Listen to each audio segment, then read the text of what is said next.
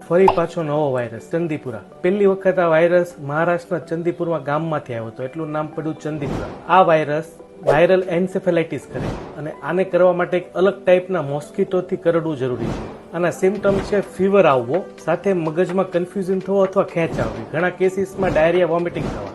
આ વાયરસની રેર બીમારી છે કે રેર તકલીફ છે કોમામાં જવું. પ્રીવિયસલી બી ગુજરાતમાં વાયરસ આવેલો હતો, એ હતું સાબરકાંઠા અને પંચમહાલમાં, અને હાલમાં બી આ વાયરસના એક્ટિવ કેસ ત્યાં જ જોવા મળે છે. એટલે આ વખતે એવી મિસ્ટેક ના કરો કે જે તમે કોવિડ વખતે કર્યું હતો.